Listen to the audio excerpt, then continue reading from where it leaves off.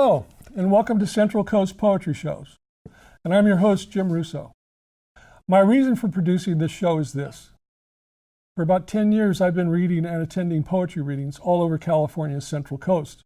And during that time, I've had the privilege of hearing and seeing some very talented poets read their own words. This show is to be a platform for those poets to be seen and heard by you. We'll be producing 2 30-minute shows per month with 2 poets per show, and each poet will have a short conversation and 8 minutes of uncensored open mic. Now, I'd like to tell you a few facts about my first guest, Bert Glick. Bert is a poet, a playwright, and an actor. He's the author of 2 poetry collections, Cookie Aura and I Used to Be Me. Bert has been a featured poet in many venues across California, as well as various radio readings, including KPFA. He was also a featured poet at Green Mill in Chicago, home of the first poetry slam in the country. Bert has produced an animation DVD of 5 of his poems in collaboration with Santa Cruz artist Vanessa Stafford that can be viewed on bertglick.com. In September of 2015, Bert finished in second place in a juried contest for his poem Executive Order 9006 and was later asked to read his poem at the California Palace of Legion of Honor in San Francisco. In December of 2016, Bert was the featured poet at the Felix Culpa Gallery in Santa Cruz. And now I'd like to introduce you to my friend, Bert Glick. Hello, Bert, and welcome. Thanks. Bert, I know you're from Chicago, and I'm interested in you telling me more about the Green Mill reading in Chicago, and your experience. Yes, it's a Roast the Poet slam, where the milk of human kindness is often absent. And I've been skewered myself in this format, which is fun as long as you understand that that is indeed the format. Right. And that's about the size of it, really. So you got your taste of being ridiculed or critiqued. Right. The roast host on one occasion called me an ex-hippie relic. Oh, jeez. Well, other poets have been called worse. Yeah. Like, you say I can say anything? Absolutely. I see. Like, one poet was in a losing score. It's a gladiatorial format where poets range against each other and are judged by judges in the house, which is encouraged to hoot and jeer if they don't like what it hears. Okay, and on one person with his losing score was told by the host, "Steve, you're fucked." No ambiguity there. Oh, well, so much for vulgarity in Chicago. Bert, now I'd like you to step to the podium and read some poems. Ladies and gentlemen, Bert Glick.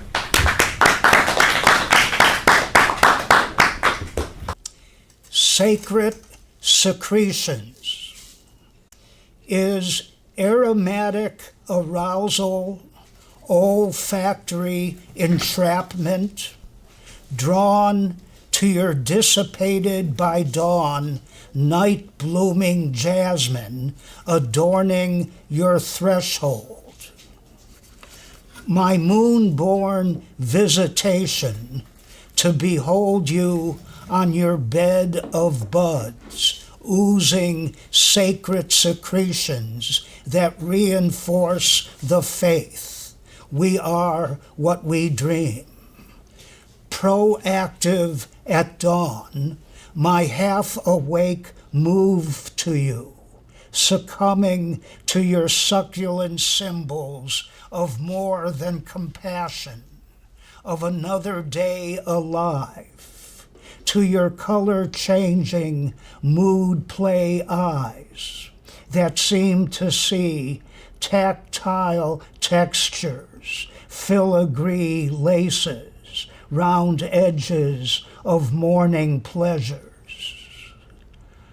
Outed from your closet of early love plumage and seashell galaxies, you flirt with light in your clairvoyant colors and night-blooming jasmine on a nonchalant corner of the Milky Way, staying young so I'd recognize you.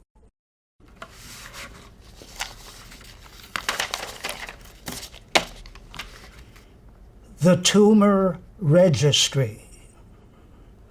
My swollen thighs are rubbing against my balls, declares my dying friend Jack. Call the nurse, I shot back. Terrificacious. What? Terrificacious. It's a word I picked up from the beyond. You're good company in your present state. I'll be less bad company presently.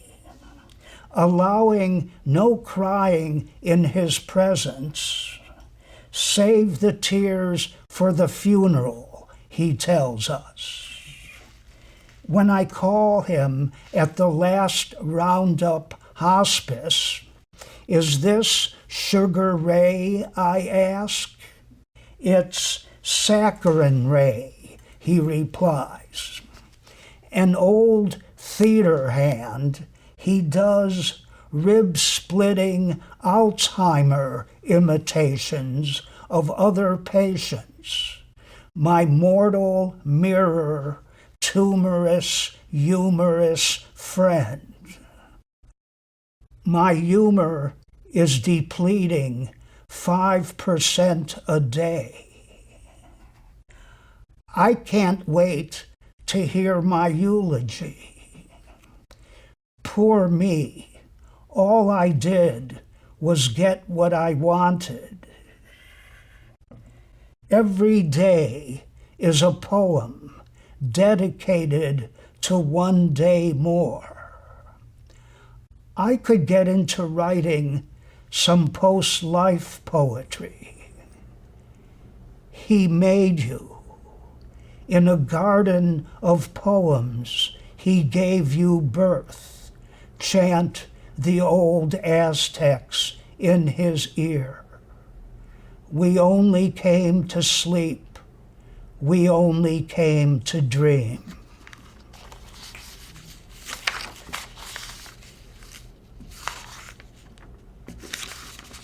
I hate flowers. Such shameless show-offs in their infinite variety. Look at me, look at me.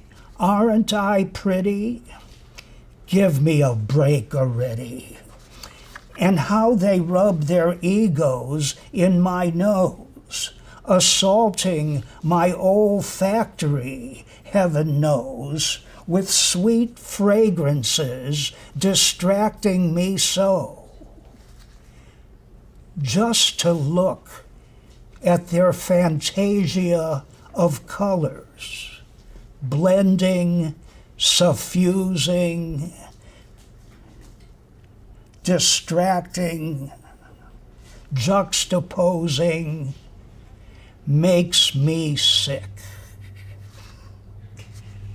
The erotic come hither displays, attracting insects, disgusting. Not to mention their nerve-wracking silences. Is that all you can say? Nothing? They impact my psyche, humiliating me with their primal beauty. A rose by any other name, my ass.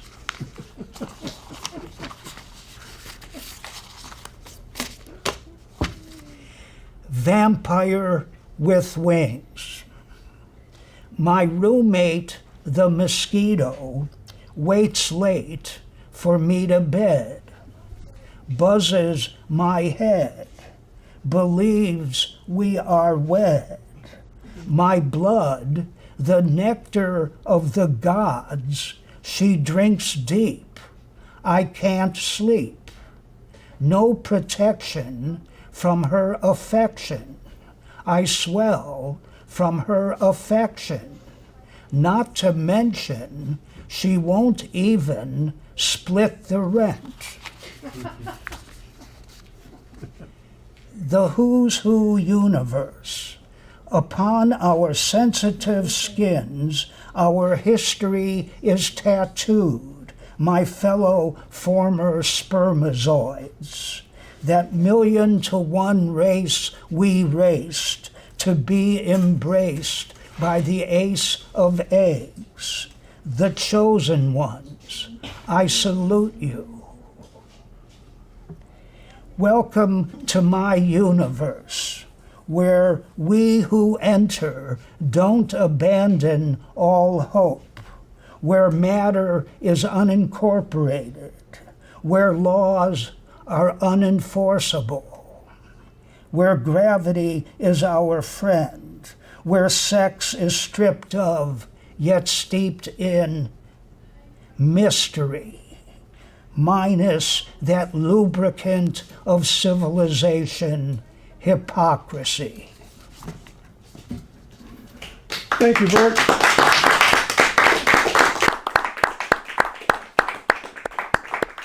Thank you, Bert Glick. Our second guest is Eike Waltz. At the age of 20, Eike was a great admirer of Jean Cocteau, and he finally met him in a dream where he confronted Eike with the importance of the line.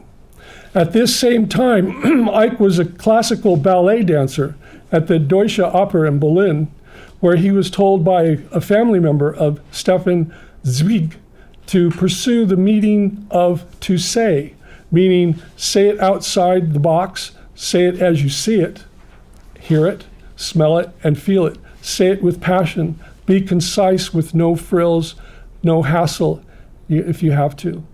Eike published his first and only book of poetry titled Little Daisy in 1962. Eike received a Master's of Design from the Royal College of Art in London in engineering design and sculpture. Eike, welcome to Central Coast Poetry Shows. Thank you. Nice to see you. I wanted to hear more about the phrase you've coined having to do with your sculpture and your art, sculpity. If you could enlighten us a little bit about your term. Yeah, let me start with my background. My background I coined as, and Hitler created the war and me. So that was my background. Since I've learned 5 professions, the 5th one was being a sculptor, and that's where I coined the meaning of sculpity. And the 6th one is a few years back now, maybe 3-4 years back. I started as a sculptor because I thought I need to say certain things which I could not say with a sculpture or in any other way except within poetry. Now, why did I choose poetry? Because poetry allows me to limit my very limited knowledge of American. I know you call it English, but I call it American because having lived 16 years in England, the English is quite different to the American. Right. So anyhow, I coined my style of work sculpity. So that be it 2-dimensional or 3-dimensional or even in the spoken word, which in sculpity it is the metaphorical counterpart of graffiti.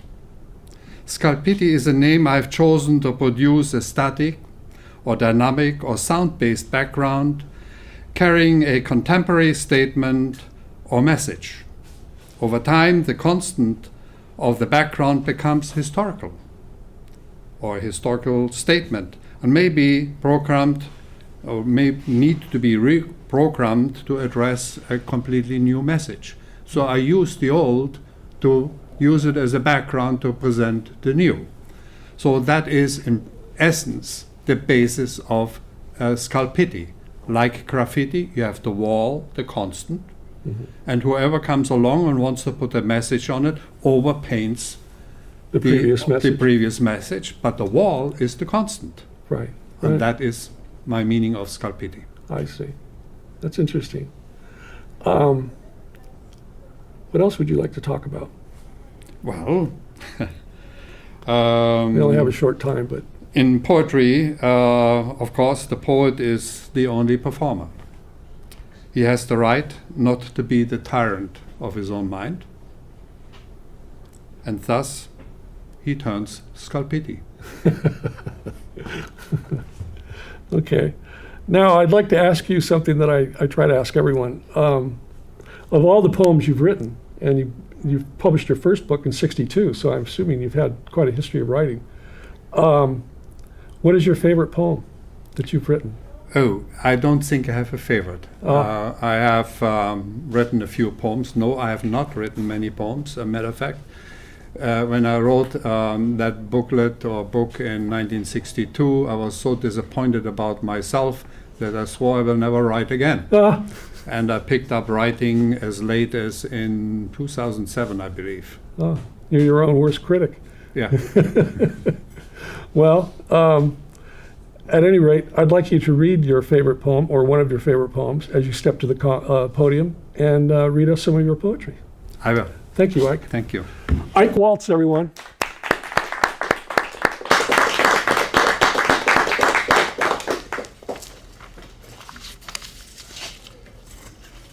The first poem, I wrote this one after I listened to Mahalia Jackson, Son of a Gun. He's got the whole world in his hands. He's got the whole world in his hands. He's got my brother and my sister in his hands. He's got my brothers and my sisters in his hands. And then he's got a gun in his hand. He's got a mean gun in his hand. He's got a gun in his hand. He's had a bad, bad day and teach the world. He shot a brother in the head. He shot his big brother in the head. He shot a sister in the back. He shot his sweet sister in the back. He shot a mother in her bed. He shot them all in cold blood dead. He's got an angry gun on his mind. He's got an angry gun in his ears. He's got an angry gun up his nose. He's got an angry gun in his mouth. He's got a target in his mean eyes. He's got a target in his cold eyes. And then he's got that mean gun in his hand. But let's not forget, that mean gun is white, and all the dead are black. He's got a gun in his hand. He's got a mean gun till his end. And then he's had the whole world in one hand, the same hand that pulls that trigger till his end. The same hand that dropped that blooded gun, what an end. And all the silver bullets in his defense do not help, do not understand. He's got no flowers on his grave. He's got no tears that forgave. And all that white gun did not make him that exceptional free man. Yes, he's had a violent gun, one of the best. And I have a painful knot in my chest. He's had the whole world in his hands. He's had my whole world in his hands.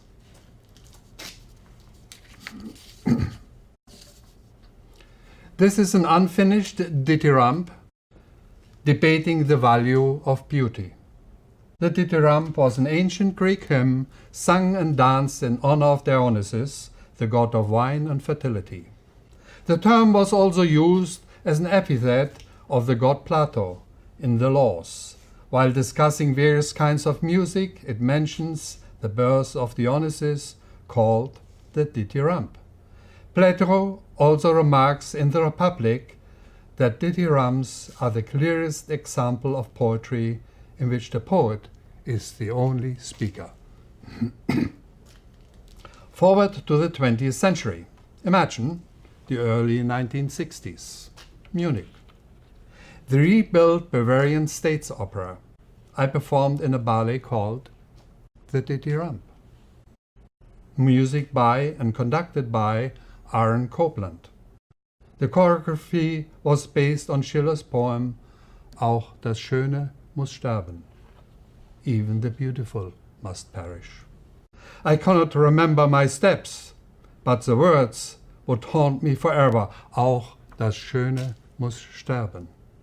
Beauty, seemingly only reserved for the gods, seemingly denied to the everyone else. So I found ugliness in the dictionary as beauty's equal counter. And I found that beauty is mocking ugliness as if perceived worthless, with little value. We all admire, but what is beauty? We are unable to argue successfully. Nor do we know where beauty really comes from. Schiller was to lament, auch das Schöne muss sterben. But isn't it that a flower needs dirt to be born, to exist? Only to turn into dirt at the end of life? So ugly, or the seemingly discarded, is the basis for recognizing what we all call beauty. If there is no ugliness, there would be no beauty. If there is no life, there would be no grave. There would be no human condition. There would be nothing what beauty could brave. Beauty in the 21st century. Seemingly only reserved for the gods, seemingly denied to the everyone else, yet wisdom reminds that contradiction and the paradox continues to be the beauty of all life. Auch das Schöne muss sterben. Even the beautiful must perish. The dawn gives birth when the stars begin to hide. The dusk takes sight when the sun loses the last blink of light. In between, we pretend to be alive, whoever we are, wherever we are, whatever we are. As long as fingers counting ticking time, in between, we prepare to die. In the morn, we fall in love with beauty by design. At noon, we feed the future and count what worries play, call it divine. But later, much later that day, we find out what a last kiss can really say. Good night, my beauty. Good night. Let sweet dreams wake the little it means. Wake your past, wake new worlds, arouse your dormant thoughts as beauty, after all, resides in the depths of the despicable. Only ugniless can bear. Deep and fertile trash where we sink into hopeless despair. And then, in such obnoxious foundation beyond embrace, where the gods and the goddesses weep and their imperfect tears collide with hope. And in such freak moment, a birth of the sublime we call sensation, sparks a burst of eternal light. Oh, what a sight! We see it all. Inner beauty is variety. Now we can see what we can see and what we want to see, at least for now. Let the gods twitter a sigh, as the gods are never too shy. Anyway, who would ask them? There always is why. Let the violin jubilate, kiss me, baby, kiss me. Kiss my vanity, at least accept my insanity. Auch das Schöne muss sterben. Even the beautiful must perish. As common ego sinks into fate, whilst beauty, somehow never the same, don't quote the man-made gods, but breathe the earthly spirits. Pray a humbling thank you, as beauty always will remain.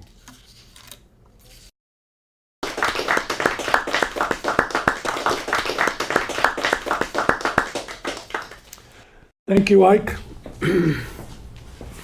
Eike Waltz, folks.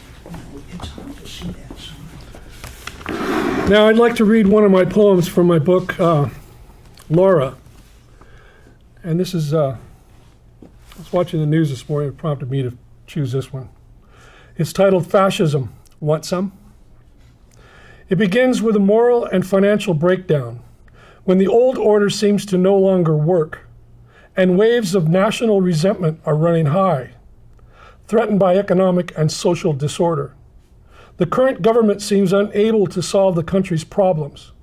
One party monopolizes power through its police, eliminating all other parties, using considerable violence in the process. This new style of party is headed by a leader who has virtually unlimited power, is adulated by his followers, and the focus of a quasi-religious cult. The party's doctrine becomes an obligatory article of faith for not only its members, but all citizens, constantly projected by a powerful propaganda machine. In the end, democracies are defeated. Not enough Democrats were willing to defend it. I have another I'd like to read. And it's titled, Compare to You. I compare them all to you, wanting your sexy sideways glance, your easy smile, your always different from you. I don't like the word hate, but I hate not being your lover. Our embraces, our motions, your intuitive touch, knowing when to kiss me.